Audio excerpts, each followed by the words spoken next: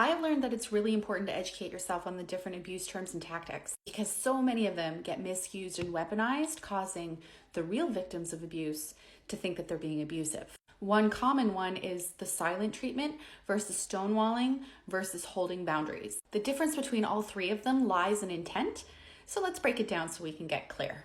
And if you're new to my page, my name is Jackie and I'm giving real examples of emotional abuse tactics so that you can spot them in your relationships. Stonewalling happens when somebody shuts down during conversation due to overwhelm. It's not intentional. It's a trauma response. Think freeze. You, in essence, dissociate from the experience. You feel disconnected and numb. It's a complete dorsal vagal shutdown. I suppose I stonewalled very often in my relationship. Whenever he would wake me up in the middle of the night to start a fight, I would feel completely out of my body while he berated me and picked at me for hours. When I wouldn't respond because I literally had nothing to say, he would tell me that I was being abusive. Technically, stonewalling is not abusive, it's a trauma response. The silent treatment, on the other hand, is a refusal to talk to somebody as a form of punishment or to elicit a response. It's intentional. It is done to punish somebody. It is abusive and it is emotionally manipulative. There's no end to the silence. It's upheld until the victim caves.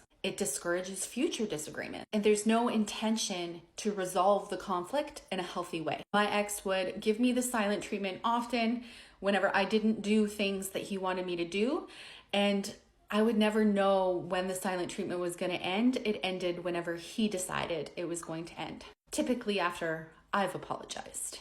Now, when communication stops because of a boundary, the intent is different than stonewalling or the silent treatment because boundaries are about self-protection. So boundaries around this would sound like, I can see that you're upset, but I need time to process. When you yell and call me names, I feel hurt and disrespected.